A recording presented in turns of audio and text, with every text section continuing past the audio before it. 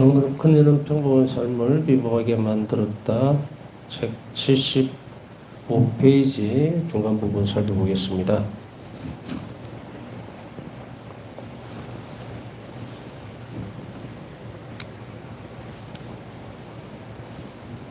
지난 시간에 우리는 상본에 대해서 살펴보면서 이제 상본이 가지고 있는 상본에 집중된 신학적인 결론들에 대해서 몇 가지 말씀드렸죠. 시선이라든지 그리고 글자 밑에 중요한 핵심 부분 예수님 전담시 결탁합니다라든지 그것을 살펴봤습니다. 자, 상본의 의미는 그럼 무엇인가? 상본은 우리에게 어떤 의미를 주기 위한 것인가? 우리가 이제 일반적으로 보면은 성화상본에 대한 것들은 역사는 굉장히 오래됐죠. 그래서 우리나라에서는 잘 그런 경우를 저도 이제 사실은 그 자비 예수님 상본을 접하기 전에는 성화상본에 대한 것은 크게 많이 와닿아 있는 부분은 아니었어요. 그리고 또 이 상본이 장엄하게 축성되어져야 된다는 것에 대해서도 사실은 조금 이해력이 부족했던 것도 사실이고, 주로 이제 그 의미를 잘 살펴보니까 어떤 것이 있느냐면, 아마 지난번에도 한번 말씀을 드린 것 같아요. 우리나라는 이제 성상에 대해서만 많이 집중을 한다고 해야 되겠죠. 그래서 성상이나 혹은 예수님 모습을 드리는, 그러니까 예수님과 하나님과 관련되어 있는 그런 승인들이라든지 이런 그 성상에만 집중이 되어 있는 모습을 많이 볼 수가 있어요. 옛날에 보면 제가 했던 언양봉수도 100년이 넘었거든요. 거기에 보면은 이제 그 십자가의 길 14처가 그림으로 되어 있어요. 아마 많이들 기억하시는 분들은 하실 거예요. 오늘날에는 저렇게 이제 우리 경당에 있는데 조각을 한 것으로 이렇게 표현을 하고 있지만, 옛날에는 사실적으로 그림으로 1처, 2처, 3처 이렇게 해서 그림을 그려서 액자에 넣어서 십자가의 길을 14처를 만드는 경우들을 굉장히 많이 볼 수가 있어요. 그리고 옛날에 이제 우리 선조들, 신앙의 선조들의 어떤 유물이라든지 이런 걸 보면은 묵주도 발견이 되는 수도 있고, 십자가 같은 경우는 이제 보통 십자보상은 쇠로 된 청동으로 된 것을 많이 발견할 수 있는데, 또 거기에서도 특이하게 또 발견되는 것은 성상보다는 상본 쪽이 많은 것 같아요. 물론 이거 통계적으로 어떻게 내놨다 이런 거 아니고 제가 본 바에 의하면 그렇다는 얘기예요. 그러면 이제 외국에 같은 경우에 우리가 이렇게 성지순례를 가보면 알겠지만, 이렇게 작은 어떤 기도하는 공간을 만들어 놓고 거기는 많은 부분에 있어서는 성화상본이 모셔져 있는 걸 알 수가 있어요. 그래서 보면은 블랙마돈나도 그렇고, 첵스토바에 가면 금은 성모님상 있죠. 폴란드의 숭성인이신 그것도 상본이잖아요. 성화상본, 성상이 아니고. 그래서 이게 이제 두 개가 다 교회적으로는 살펴보면 두 개가 다가 각별하게 축복을 할 수 있도록 축복 예식서에 들어가 있어요. 성화상이든 아니면 성상이든. 근데 제가 볼 때는 우리나라에는 아무래도 성상이 아까 말씀드렸듯이 성상이 익히 많이 알려져 있고, 또 본당마다 그렇게 모셔져 있는 경우를 참 많이 보는데, 성화상본은 그렇게 많이 모셔져 있는 것을 저는 보지는 못했어요. 어떤 특별한 본당에서는 많이 모시고 있는 수도 있는데, 뭐 프란치스코 성인 성화상이라든지 뭐 이렇게 있지만, 대부분 제가 본 기억에는 그렇게 많지 않더라. 이제 이것을 왜 말씀드리냐면, 저도 이런데 다른 사람들도 뭐 여러분들도 그런 경험이 많지 않겠느냐라는 거예요. 그래서 제가 성화상본을 딱 봤을 때 상본을 모신다라고 하는 거는 거부할 수 있는 부분들은 아니에요. 거절할 수 있는 부분은 아닌데, 이 상본이 왜 이렇게 특별할까에 대한 부분들은 이제 관심이 간 거예요. 그래서 또 보면 우리가 또 아까 왜 그 말씀을 드리냐면, 자비로우신 예수님 상이 아니고 왜 상본이었을까 이런 생각도 드는 거예요. 그러나 뭐 예수님께서 원하시는 부분들이기 때문에, 또 그렇게 하라고 하시는 부분이기 때문에, 이 성화상본은 자비 신심에서 4가지 양식 중에 하나를 예수님이 주신 선물이에요. 그래서 앞에 이제 제가 설명을 드린 것은 뭐냐면, 이 성화상본이 왜 특별하냐 하면, 물론 예수님께서 직접 그리라 하는 상본으로서는 이 상본이 제가 알기로는 처음이지 싶습니다. 뭐 물론 역사적으로 다 뒤집어 봐서 뭐 어떻게 찾아봐서 어떤 반박 자료가 있는지 그건 저는 모르겠지만, 그러나 예수님께서 직접 당신 자신을 그리라고 한 것은 제가 아는 모든 지식을 다 동원하고 경험을 동원해도 이 상본밖에 없다고 생각이 돼요. 자, 이런 부분에 있어서는 저는 좀 충격을 받았죠. 예수님께서 당신 모습을 그리라고 하시는 것. 그리고 이것의 특별한 것은 무엇일까? 다른 상본들 여러분들 많이 보셨잖아요. 아까 설명드렸듯이 저는 이제 그 신학생 때는 소아데레사 상본, 성령 상본을 신학생이라면 거의 다 가지고 있어요. 다 가지고 있을 만큼 그 성인을 존경하고 좋아했는데, 마찬가지로 그 기억을 떠올리면 제가 좋아하던 성인들의 상본을 많이 모아갖고 가지고 있었던 기억이 있고 아직도 있어요. 그런데 그 상본과 이 상본의 차이가 뭘까? 그 상본은 교회가 인가를 하고 그리고 사람들이 교회 안에서 그려낸 것들이고, 이 상본은 예수님께서 직접 그리라고 하셨다는 것이 놀라움으로 저는 다가왔어요. 아, 이 상본에 이런 역사가 있구나. 제가 처음에 자비신심을 이제 접할 때에 역사를 좀 알고 싶었던 거예요. 그래서 이 상본이 어떻게 해서 이렇게 만들어졌느냐, 그려졌느냐라고 따져 올라가다 보니까 예수님께서 직접 그리시라고 했던 대목에서 충격이 너무 컸던 기억이 납니다. 이제 그러면 저는 이 아주 지극히 개인적인 생각입니다만은, 이제 예수님은 저 모습으로 당신 자신을 그리라고 했다면 내가 마지막에 죽을 때 만나는 예수님도 이 모습이겠구나라는 생각이에요. 이 모습이겠구나. 혹자는 또 이렇게 볼 수도 있죠. 사진을 찍은 게 아닌다며야 어떻게 예수님이 저 모습으로 보일 수가 있을까? 지금은 저렇게 우리가 상본이 전해지니까 저렇지만 라고 생각하는 거 그거 아니라고 생각돼요. 예수님 누구신데 혼선을 주시겠어요? 그렇지 않다면은 비슷하게 그려라, 또 어떻게 해라 이렇게 할 수 있을지도 몰라요. 그러나 여기에서 중요한 것은 뭐냐면 이 상본을 모시고 있는 이 형태 그대로 예수님은 당신 자신을 드러내신다는 거예요. 그리고 이걸 통해서, 이 상본을 통해서 당신이 직접 자비의 셈이라고 표현하시고 자비 은총을 주시겠다고 이것을 그릇이라고 약속을 하셨다면 우리가 믿고 따라가는 예수님 모습은 이제 이 모습이겠죠. 다른 어떤 곳에도 그런 건 없지만 저는 삶으로 살아내면서 예수님은 혼선을 주시는 분은 아니라고 생각해요. 제가 만일에 오늘 임종을 한다면 내 눈 앞에 나타나는 예수님은 반드시 저 예수님일 거라는 겁니다. 여러분들 그런 생각 안 하세요? 예수님이 누구신데 혼선을 주겠습니까? 내가 살아있는 동안은 저 모습이 예수님이라고 막 믿고 있는데 죽을 때 다른 모습으로 나타나요? 뭐 예수님의 성형외과 갔다 왔어요? 아니잖아요. 어떤 곳에서 드러나지는 않지만 그것을 유추해보면 이제는 나는 그런 생각이 들었어요. 나는 이제 더 이상 예수님이 어떻게 생겼는지 또 예수님을 나는 어떻게 만날 수 있을 것인가 고민 안 해도 되겠구나. 그냥 자비로운 예수님, 저분이 내 삶의 마지막이겠구나. 나는 그 생각을 한 거예요. 그런데 2000년 2월에 폴란드 갔을 때 그 확신은 확실하게 굳어졌는데 그 이전의 상본을 한 메주고리 갔다 오면서 한 97년도에 이렇게 상본을 봤는데 이 상본이 뭔지를 모르겠는 거예요, 이게. 출처도 모르겠고, 이것도 그냥 아까 앞에서 설명드렸죠. 교회 역사 안에서는 화가들이 그림을, 성인들 상본을 많이, 성화상이죠. 그걸 하고 교회가 인가를 하고 그렇게 모시고 공경했던 역사가 있기 때문에 그 중에 하나로 알아들었던 거예요.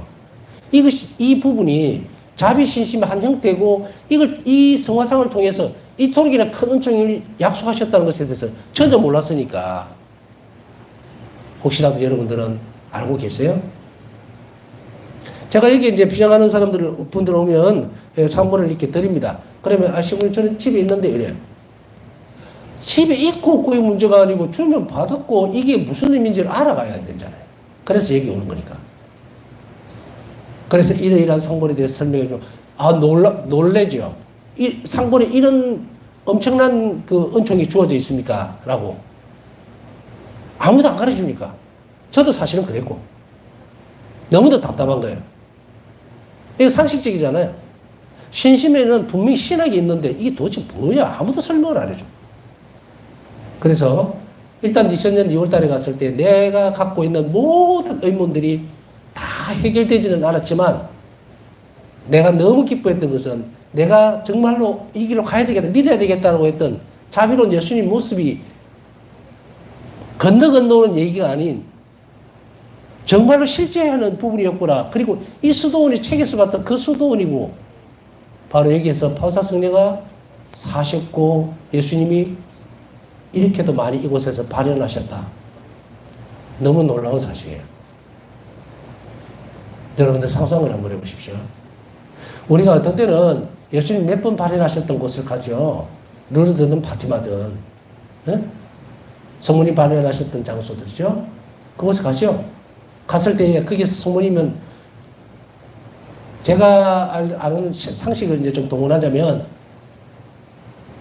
한 10번, 20번 그 정도? 메주고리 제외하거든요.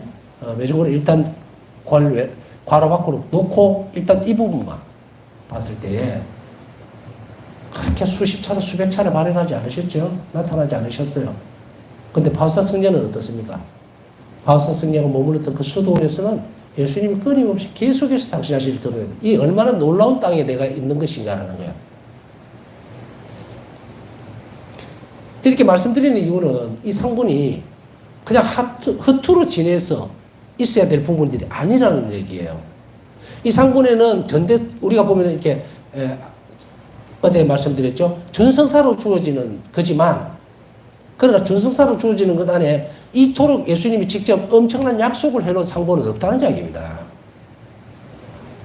앞에서, 그래서 예수님의 시선이라든지, 아니면 밑에 글이, 예수님 전 당시 의탁합니다라는 그 말이라든지, 또 그 다음에 좀 이따 배울 거예요. 보면은, 예수님 부활사건, 그리고 순환, 그 자리 전부 다 그려진 거예요.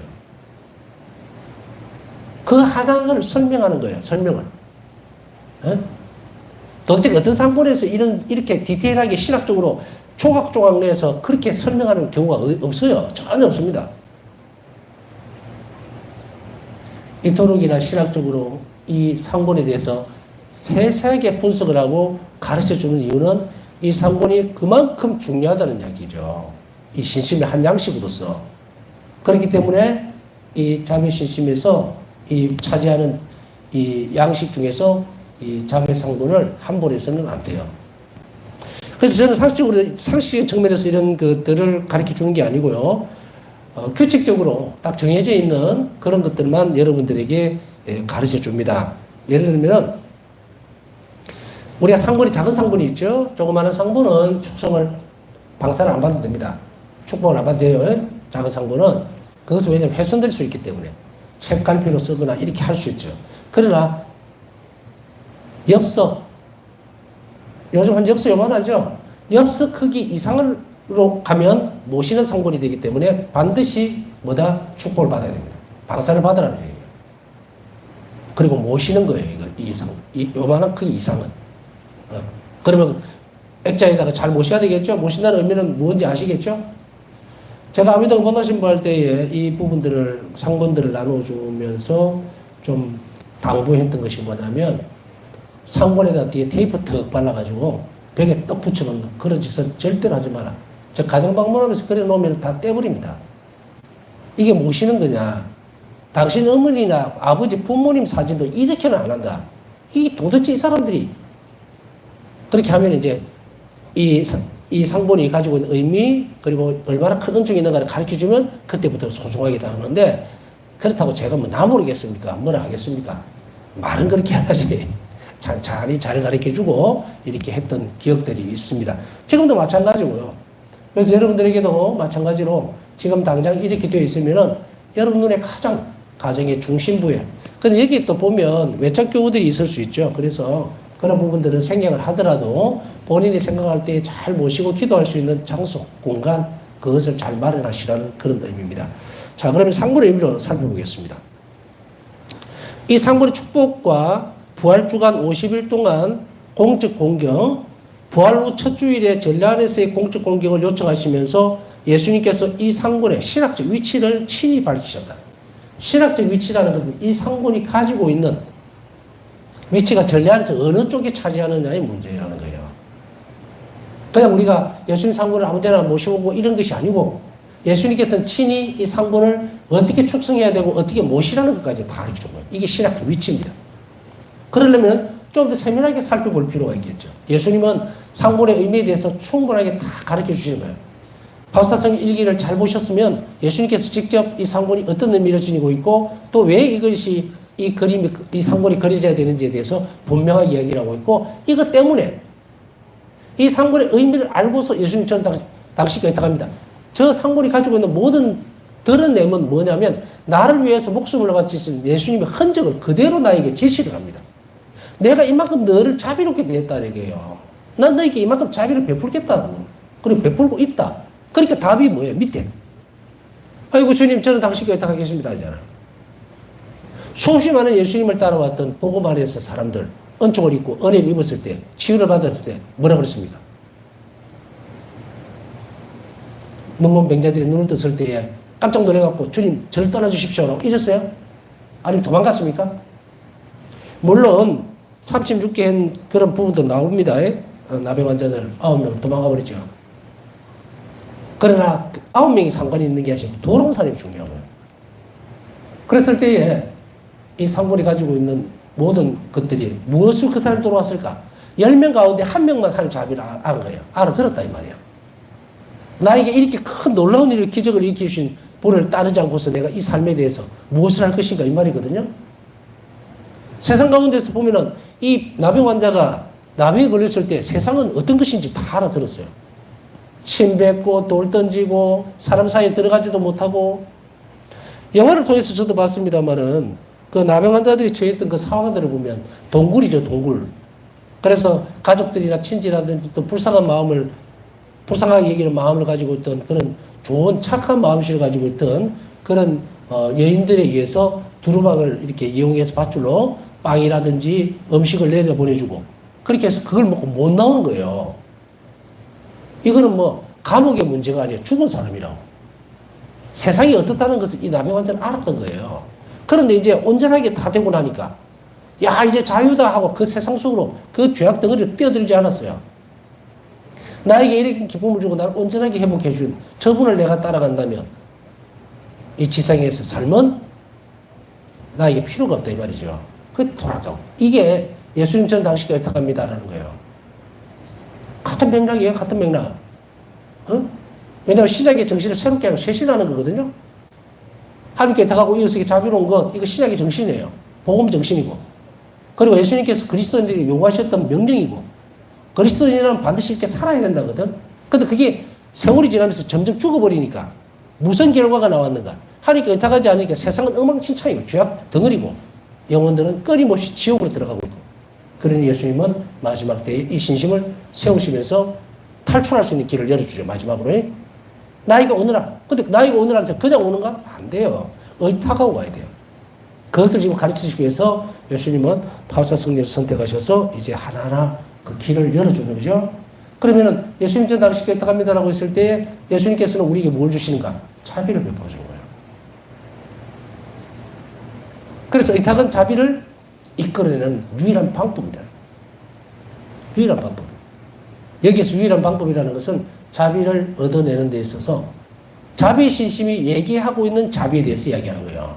어떤 사람이 그럼 다른 방법으로 자비를 못 얻어요? 그건 모르겠고, 하느님은 모든 일들이 명시적으로 보면 우리가 입을 수 있는 일반적인 은혜, 또 건강상의 이유, 현세적인 이익 전부 다 하느님의 은총이에요. 그죠?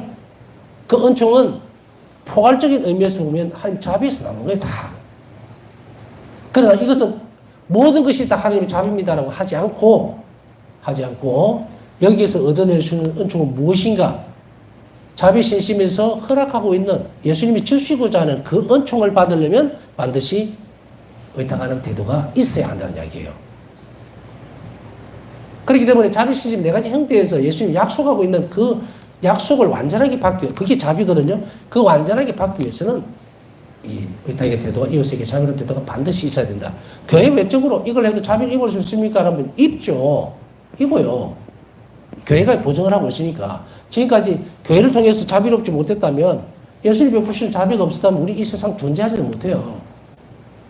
그러나 우리가 여기서 구별 지어야 되는 것은 그 교회가 이야기하고 있는 자비로운 모습하고 이 이제 새로운 이 자비 신심에서 약속하고 있는 이 네 가지 형식에서, 형태, 양식에서 주어지는 은총, 그것은 별개라는 이야기입니다.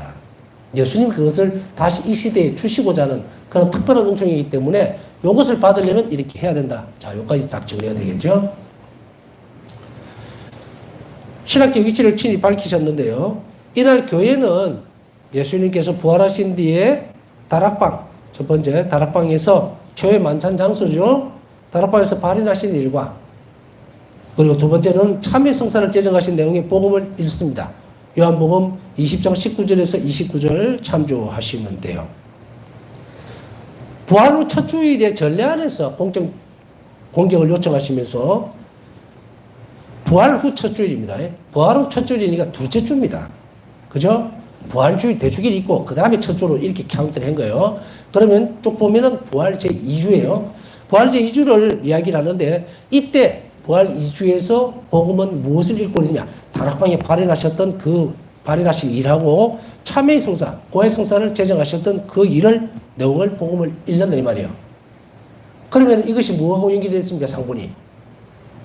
최후의 만찬이 이루어졌던 바로 다락방에 예수님의 부활하신 이후에 사람들에게 드러나신 거죠. 당신 자신을 그 사건하고. 그런데 예수님이 부활하신 저 사건은 뭐예요? 무엇의 결과입니까? 순환의 결과예요.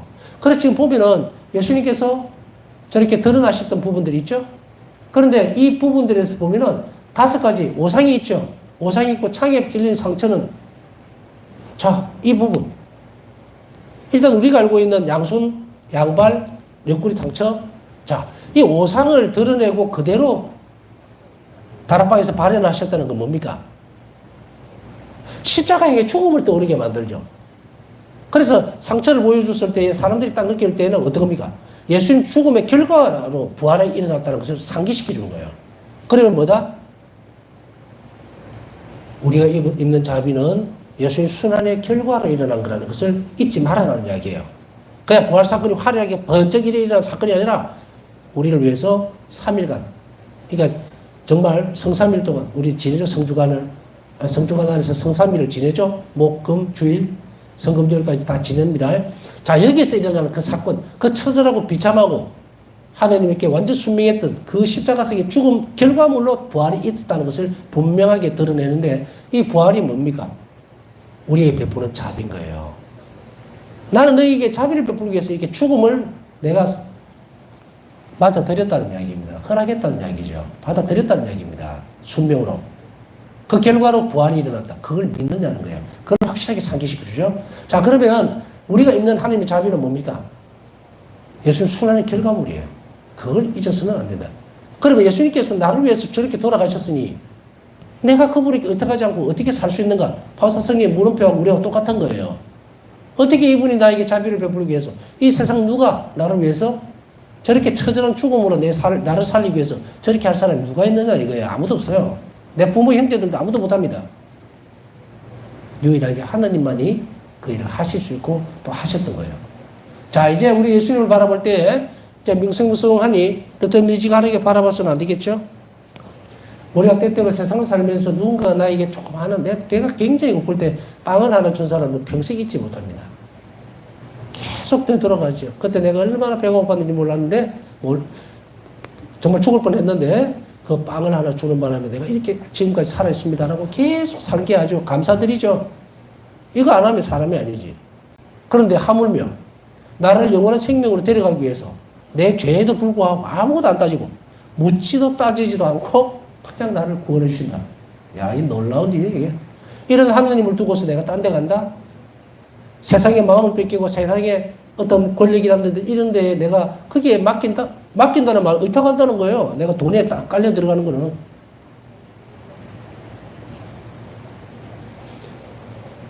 내가 힘이 들 때 아무도 없었어요.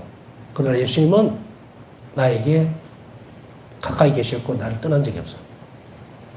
그것을 이제 완전하게 드러내 줍니다. 자, 봐라 이거예요, 이제. 이제 우리는 머릿속에서만 그려지던, 아유, 그냥 성당에 가니까 예수님은 자비롭단다, 하나님 자비롭단다가 아니라, 이제는 내 눈으로 확인을 했어요. 여러분, 오늘 카메라 잘 보이죠? 확인했습니다. 예? 확인했어요.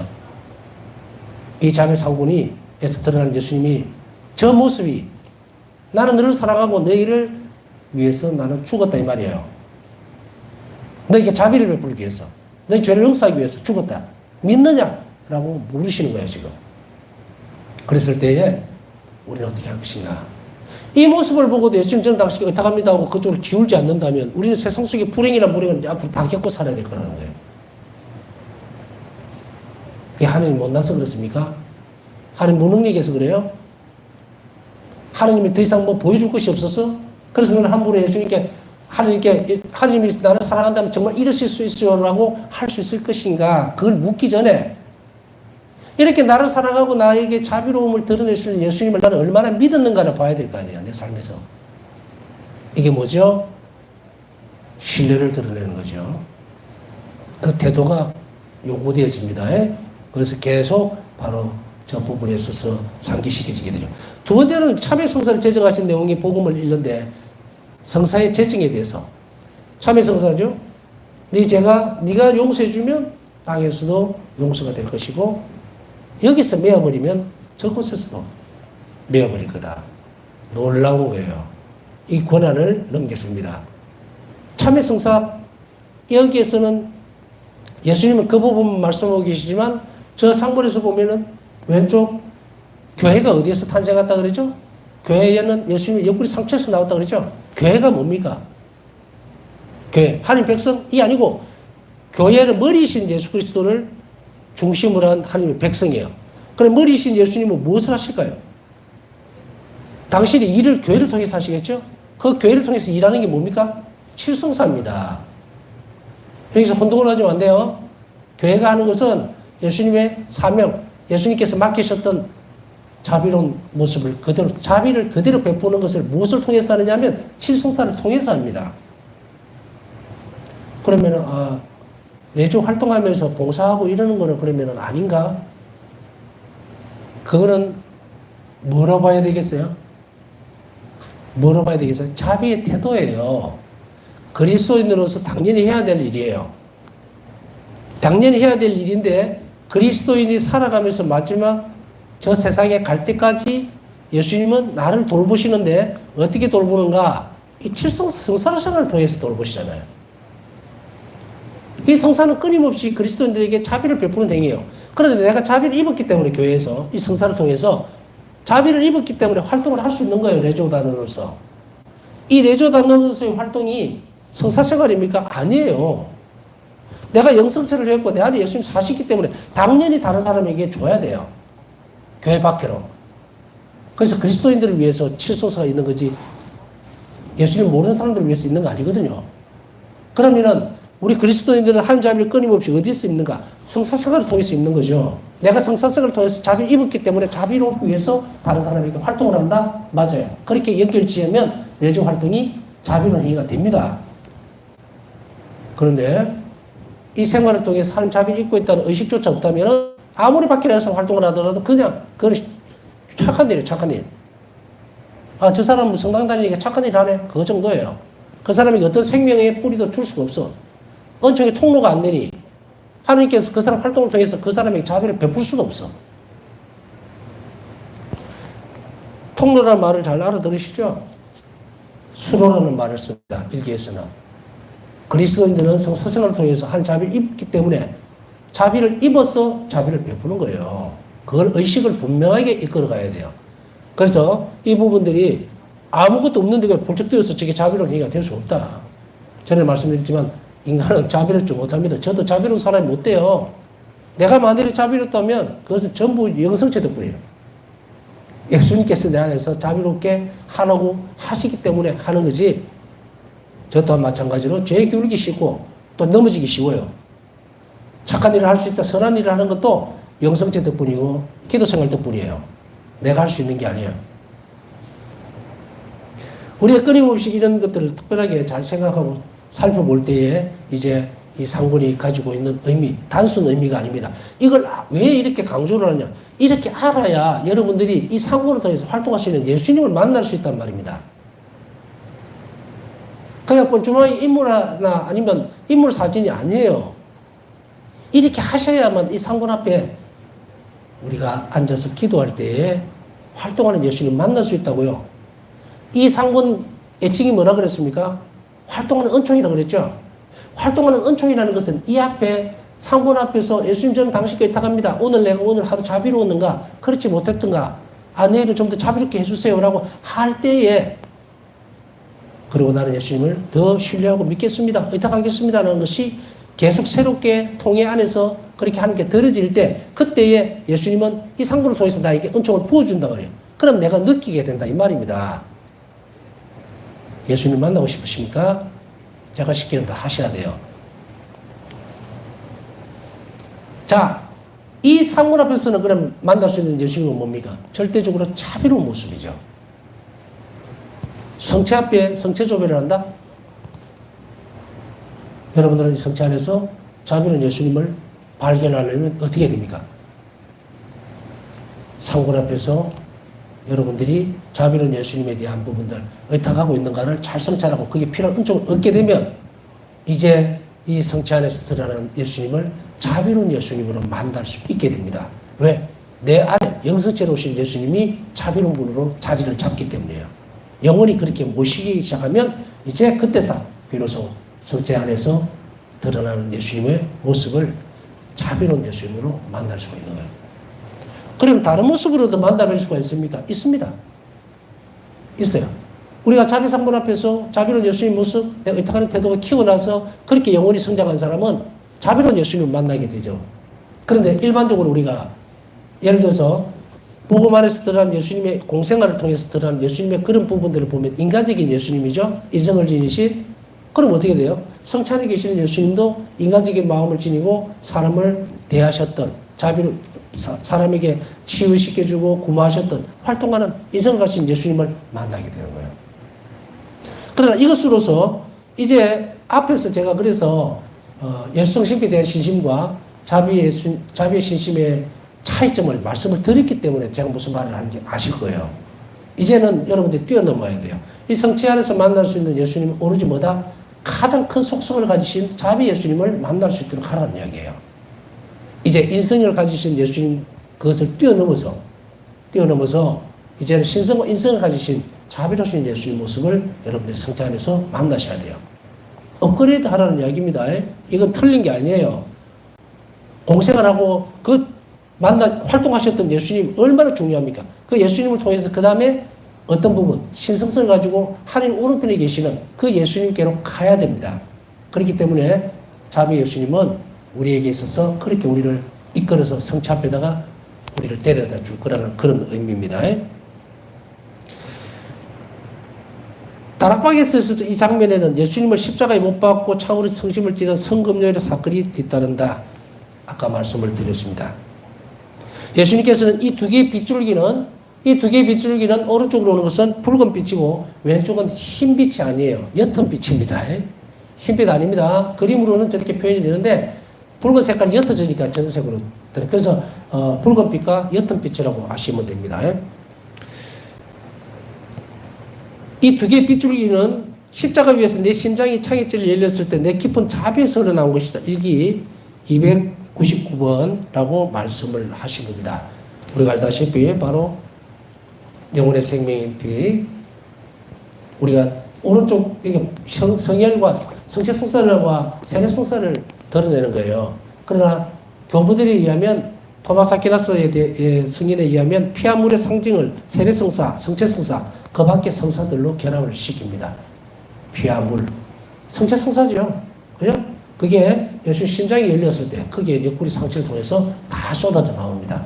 그렇기 때문에 이것은 자비를 완전히 우리에게 피와 물을 다 주신다는 것은 완전하게 자비롭다는 이야기예요. 당시 생명을 다 내주셨다. 그게 뭔가? 칠성사, 아까 앞에서 설명드렸죠. 성사 활동을 통해서 이 자비가 우리에게 흘러 들어간다고. 그것이 여기에서 예수님의 옆구리 상처에서 나온 거예요. 그것을 상정하기 위해서 붉은 빛과 옅은 빛이 그려진 겁니다. 그것을 드러내면서 우리가 저 부분을 볼 때마다 칠성사, 성사생활을 내가 잘하고 있는지, 그리고 성사에서 얼마나 큰 하나님 자비가 있는지 감사드리고 경배드리라는 의미도 함께 포함되어 있고, 동시에 내가 이만큼이나 너희에게 자비를 다 베풀었다는 것을 예수님은 우리에게 상기시켜주고 계신다는 것을 잊지 말아야 합니다. 남은 시간 묵상하면서 오늘도 기도 청하신 분들 기도 잘 이루어질 수 있도록 함께 시간, 남은 시간 동안에 기억해 주시기 바랍니다.